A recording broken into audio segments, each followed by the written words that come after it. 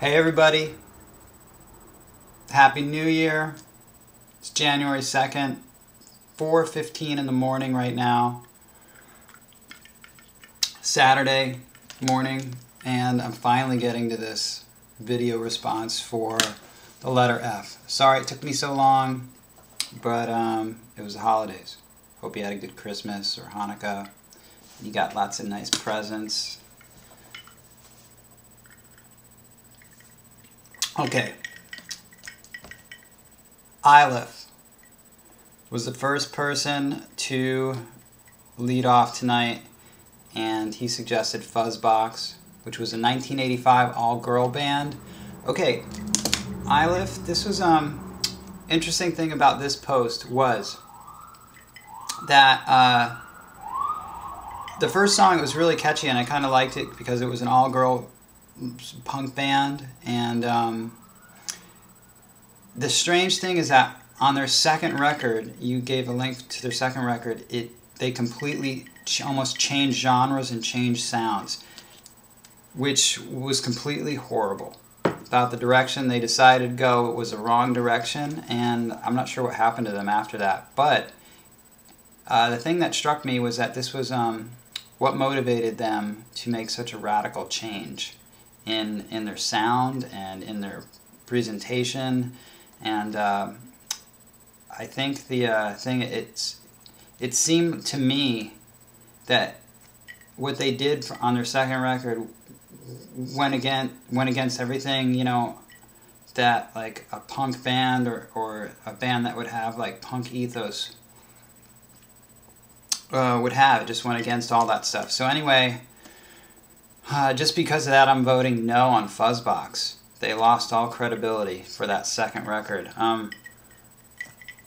Forces of Evil was the second band, which is an OC ska band. Again, I got an interesting post. It was someone that posts on this blog, but it was for another post, not one of these 2 at 10s. And the thing that he said, he mentioned that he was more interested in reasons why. That was why I didn't like something. It's almost too easy to say, oh, I don't like it, and I don't like it because it's my blog. And I really like that post. I really like that he sent that in, and I really like that comment. And I'm going to make an effort to actually sort of keep track in my head of what exactly it is that I ended up making me either like this band or not like this band, and hopefully it makes this a little more interesting and thought-provoking in a way. So, Forces of Evil, OC ska band. Again, I'm not a big ska fan. Same reason as I'm not a big jazz fan. I never have been. So, why? You know, that in and of itself is a tough question. I guess there's a time and place for all different types of music, and that's sort of, you know, why we like stuff, and there's associations built into that. You know, one year I was in Toronto for New Year's Eve, and I remember after super late night, after probably it was New Year's by then, I ended up going to a club, small club, hole in the wall, and they were playing jazz, and that just completely worked for me, even though I'm not a big jazz fan. So it was just the time and place and situation, and I think, you know, for me just to hanging out at home, listen to an OC ska band, it's not working. But I did, anyway, I thought the chorus was funny, so I guess it worked on some level. Okay, Santino, which is Dino. Dino is always... If you want to see what Dino looks like, there's a picture of him on the front page of our site right now, because he's been such a great person helping out this band, and he's great. Anyway, good thing about Dino is Dino's 19 years old, so he's so into music that I end up hearing about a lot of new bands from Dino, which is great. I think we all need a Dino in our life. I mean, I do, as far as this goes. So he recommended a band called the Foals, or Foals from the UK. This band came out in I think this record came out in 2007. Now I like this song. When I was listening to it, it reminded me of Fugazi. I like the gang vocals they did on it, and I thought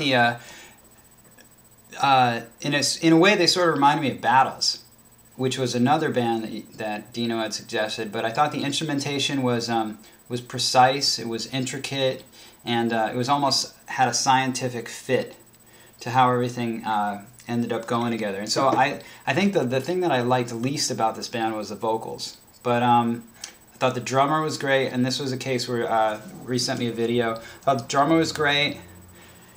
I didn't really like how they all wore their guitars up really high. That's not my style, and they pulled it off though. You know, Rob, I have to pick up his Les Paul for a song we play called "Rise from the Dead," and I wear my basses super, super low, basically as low as they can go, and then lower. And Rob's guitar is his strap is up higher, so it's always weird when I have to put that on because I feel like it's just not comfortable. But it's easier to play when it's up high, so maybe that's why everyone does it. Maybe that's why jazz people do it. I don't think it looks cool, and I've always played super low, like a gorilla almost. Okay, what else did I think about this band? Yeah. Overall, I would keep this band. This band's going to be in my brain, and when I see something or hear about them, I'm definitely going to, you know, check it out more.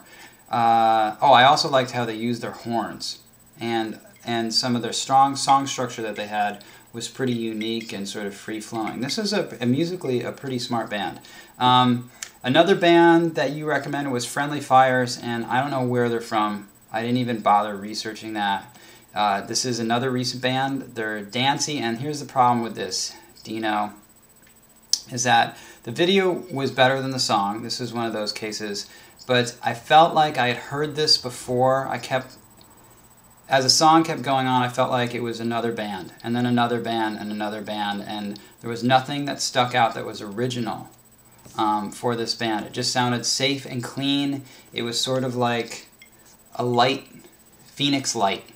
And the deeper I looked, you know, the more I just kept referencing other bands, which is a bad thing, as far as I go. Okay, Nick, this is a great post, by the way. Nick writes some detailed posts as far as a history of bands and what goes on, which is always nice. He suggested the Fireballs, which was formed in 1950. So this is probably one of the oldest bands that we've ever even had so far. Again, by the way, this song put me in a better mood after Friendly Fires. It's nothing that I would ever put on, but I don't think I would ever turn it off, if that makes any sense. So, but I enjoyed it. I enjoyed hearing it. The next band, or the next person you suggested was Foxy Brown, which is kind of a surprise coming from you and everything that you've posted, and I like that. I've never been a huge rap fan, but I like Foxy Brown because I think her lyrics, I like how she writes her lyrics, and there's a bit something more real than most of, you know, rap that's trying to be real but feels fake or seems fake. So this was definitely a hit. I like this one.